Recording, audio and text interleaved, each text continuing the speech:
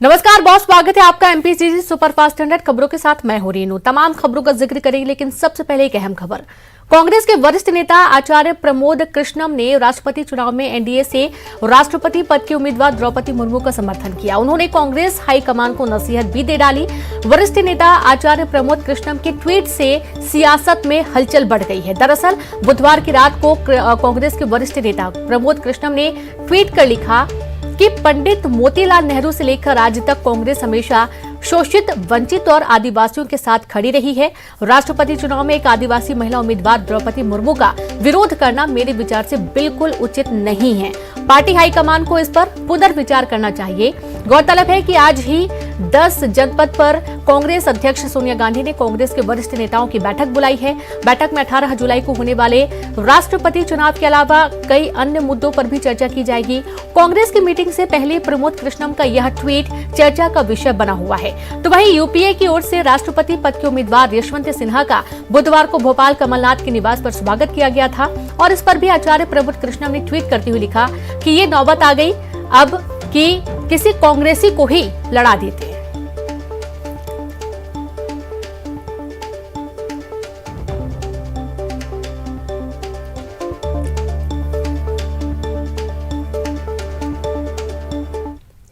और चलिए सीधे रुक करेंगे भोपाल से। संवाददाता शरद श्रीवास्तव लाइव जुड़ गए। शरद, एक बार फिर से कांग्रेस के वरिष्ठ नेता हैं आचार्य प्रमोद कृष्णम, उनका ट्वीट जो कल आया है उसके बाद से देखा जा रहा है कि सियासत में खलबली मची हुई है।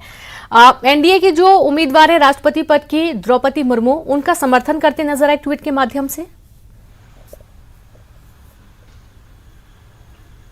बिल्कुल ठीक कहा है आपने। और इस पर सियासी तौर पर आरोप प्रत्यारोप इसलिए भी और तेज हो गए हैं क्योंकि आज और कल 2 दिन ऐसे महत्वपूर्ण हैं जो राष्ट्रपति चुनाव के लिहाज से मध्य प्रदेश के लिए अहम है। क्योंकि जो यूपीए के या कहें कि विपक्ष के जो प्रत्याशी हैं यशवंत सिन्हा, वो आज भोपाल में ही हैं और भोपाल में ही कांग्रेस के साथ में तमाम जो बड़े नेता हैं, विधायक हैं, उनके साथ में उनका लंच है। वो एक तरीके से समर्थन हासिल करने के लिए यहाँ पहुंचे हैं और द्रौपदी मुर्मू कल यहाँ भोपाल में आने वाली हैं। बीजेपी के जो तमाम विधायक हैं उनके साथ में उनकी बैठक होगी। इन सब के बीच में आचार्य प्रमोद कृष्णन का जो ट्वीट सामने आया है, उनका जो बयान सामने आया है, उससे कहीं ना कहीं सियासी तौर पर खलबली मच गई है। और कांग्रेस के जो नेता हैं वो अब ये सफाई देते हुए नजर आ रहे हैं कि जो प्रत्याशी हैं वो अधिकृत तौर पर तय हो गए हैं यशवंत सिन्हा विपक्ष के, तो अब उनका समर्थन करना ही कांग्रेस के जो नीति है उसके तहत है। और कांग्रेस के भी विपक्ष में जो प्रत्याशी बनाए गए हैं उसके तहत उन्हें समर्थन कर रही है। तो ऐसे में अब जो प्रमोद कृष्णन है उनके बयान के कोई ज़्यादा मायने रह नहीं जाते, ऐसा कांग्रेस के जो तमाम नेता हैं वो कह रहे हैं। लेकिन बीजेपी को कहीं ना कहीं इस पर मौका मिल गया है। बीजेपी के तमाम जो बड़े नेता हैं उनका कहना यह है कि वो, हालांकि पहले से ही बीजेपी ये कहती आ रही थी कि एक आदिवासी महिला का विरोध कर रही है कांग्रेस, अब उन्हें एक और मौका मिल गया है क्योंकि खुद कांग्रेस के नेता आचार्य प्रमोद कृष्णन ने द्रौपदी मुर्मू के समर्थन में जो ट्वीट है या बयान कह सकते हैं वो सामने आया है। तो कुल मिलाकर ये कह सकते हैं कि उनके ट्वीट से मध्य प्रदेश का राजनीतिक जो पारा है वो जरूर गर्म हो गया है, क्योंकि ये जो 2 दिन है राष्ट्रपति चुनाव के लिहाज से वो मध्य प्रदेश में महत्वपूर्ण है। जी बिल्कुल, और मध्य प्रदेश में काफी महत्वपूर्ण है। और देखा यह जा रहा है शरद की जो आचार्य प्रमोद कृष्णम है उनके लगातार ऐसे ट्वीट सामने आ रहे हैं सोशल मीडिया पर जो कि थोड़ा कांग्रेस की जो लाइन होती है उससे हटकर होते हैं। आप क्या लगता है कि चूंकि अब द्रौपदी मुर्मू का सभी समर्थन भी कर रही है बीजेपी और सभी से अपील भी की जा रही है कि एक आदिवासी महिला नेता हैं, उन्होंने काफी सादगी भरा जीवन जिया है और बहुत काम किया उन्होंने अपने कार्यकाल के दौरान, तो उन्हें राष्ट्रपति बनाया जाना चाहिए।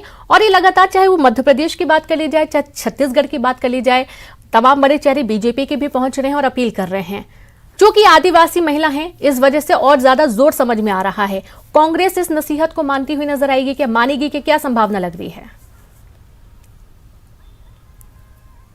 नहीं, कांग्रेस क्यों मानेगी उसको? कांग्रेस के अधिकृत प्रत्याशी यशवंत सिन्हा हो चुके हैं, तो उनका मानने का कोई अब बात बनती ही नहीं है। मतलब औचित्य समझ में नहीं आता कि जब अधिकृत प्रत्याशी हो गए हैं अब तो चुनाव ही होना है, तो कांग्रेस के लोग क्यों मानेंगे? बीजेपी के लोग, स्वाभाविक सी बात है कि उनके प्रत्याशी हैं, एनडीए के प्रत्याशी हैं, तो उनका समर्थन करना एक नैतिकता भी है उनकी, क्योंकि उन्हीं की प्रत्याशी हैं।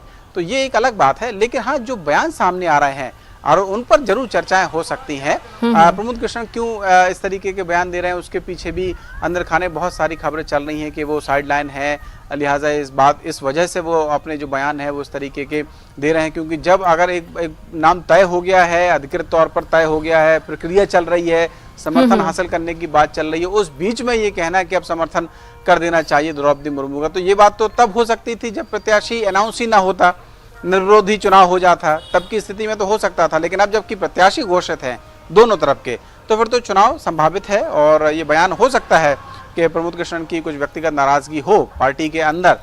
ये भी देखना होगा कि उनके इस ट्वीट के बाद और क्या कुछ आगे एक्शन लिया जाता है कांग्रेस की ओर से भी। ये बहुत सारे राजनीतिक मायने हैं, वो अब निकल के सामने आएंगे। लेकिन अब जबकि चुनाव प्रक्रिया चल रही है तो स्वाभाविक सी बात है कि अपने अपने प्रत्याशियों का समर्थन करना नैतिकता भी है और धर्म भी बनता है पार्टी बिल्कुल बिल्कुल। और साथ ही हमारे साथ बीजेपी से रजनीश अग्रवाल जी जुड़ गए। रजनीश जी, आप आचार्य प्रमोद कृष्णम का ये ट्वीट सामने आना कि द्रौपदी मुर्मू एक आदिवासी नेता, उनका समर्थन करना चाहिए और कांग्रेस को एक बार फिर से पुनर्विचार करना चाहिए, कैसे आप देखते हैं इस ट्वीट को? देखिए, बात बिल्कुल सही है। जिस प्रकार से आजादी के 75 साल में भी कोई जनजाति समुदाय से राष्ट्रपति पद का प्रत्याशी भी नहीं बना और पहली बार एनडीए ने, भारतीय जनता पार्टी ने जनजातीय वर्ग से और खासकर महिला प्रत्याशी को बनाया है और जिनको बड़ी तादाद में कई गैर एनडीए दलों ने, गैर भाजपा तो ठीक है, गैर एनडीए दलों ने भी समर्थन देने का काम किया है। कई राज्यों ने पूरे के पूरे विधायकों ने सपोर्ट देने का काम किया है। अब ये एक तो इन्होंने, जब इनके सरकारें हुआ करती थी, इनका बहुमत हुआ करता था, तब कोई जनजाति समुदाय से, एसटी समुदाय से, अनुसूचित जनजाति वर्ग से किसी को राष्ट्रपति बनाया नहीं। और अब जब पहली बार मौका आया है आजादी के 75 साल वर्ष में, तो ये विरोध करने पर उतारू हैं और इनके विधायकों के बीच में हड़कंप भी मचा हुआ है। मध्य प्रदेश में कई विधायक द्रौपदी मुर्मू जी को वोट करने वाले हैं, इसलिए कांग्रेस का नेतृत्व भी बौखलाया हुआ है। अच्छा है ये इस नब्ज को पहचाने, समझें और जो बात आचार्य प्रमोद कृष्णन ने कही है, इनके कहने से शायद इनकी अकल समझ में आए, ठिकाने पर आए और बात जो सही है उसको समझकर ये उनको समर्थन देने की बात करें।